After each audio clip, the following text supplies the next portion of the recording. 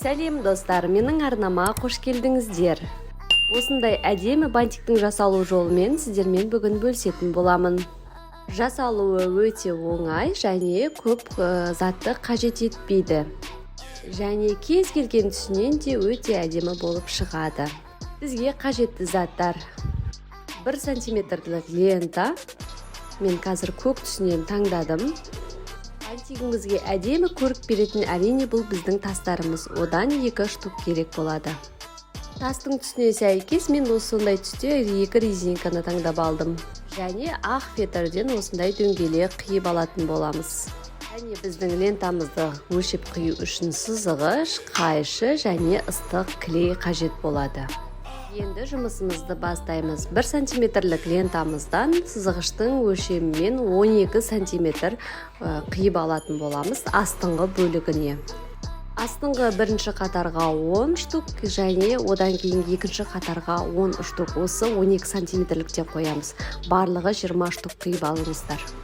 Енді 10 сантиметрліктен қиып аламыз. Бұл біздің үшінші және соңғы 4-ші қатарымыз үшін қажет болады. Үшінші қатарда 10 штук және соңғы 4-ші қатарда 9 штук қажет болады. Барлығы 19 штук. Мен дөңгелегімді ақ фетрден жасағандықтан осындай ақ атлас лентаны қиып алдым. Бір-біріне беттестіріп, кішкене ғана бөлік ортасына қиятын боламыз. Видеодағыдай қарап осылай қиыңыздар. Міне осы жерге біз қазір резинкамызды орналастыратын боламыз. Ыстық клейдің көмегімен. Ыстық клейімізді жағып, жақсылап резинкамызды орналастырып, және бұл жердегі қиған қиындымыз қатты үлкен болып кетпеу қажет. Соған аса мән беріңіздер.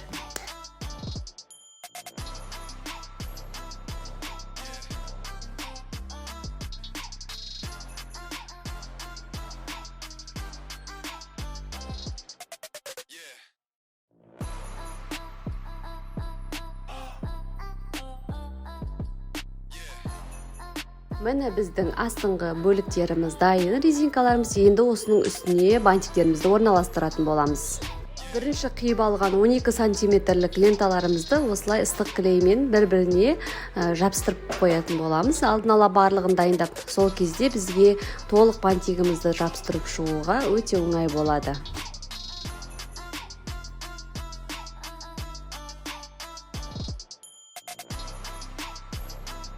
Міне мен барлығын жабыстырып болдым. Енді осыны астыңғы бөлігіміз резинкамызға жабыстыратын боламыз.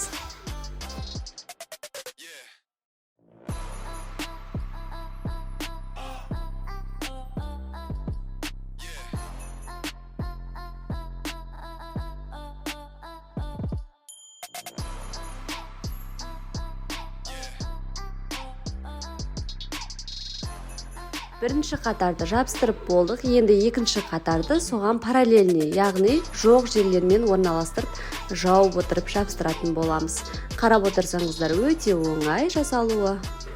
Әрі қарай солай 3-ші қатар, 4-ші қатарды осылай бір-бірімен жабыстырып, мінгестіре отырып жабыстырып шығатын боламыз.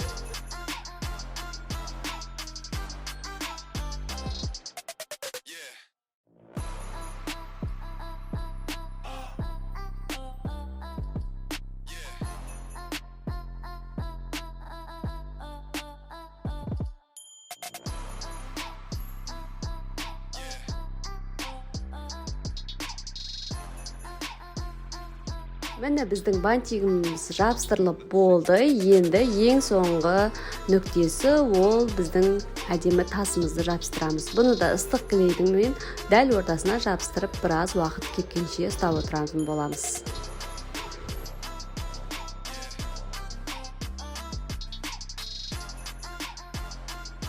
Достар, міне өте әдемі болып шығатын және ерекше бантиктің жасалу үлгісімен сіздермен бөлістім. Сіздер де жасап көріңіздер, керектеріңізге жарасын. Арнама тіркеліп, лайк басуды ұмытпаңыздар.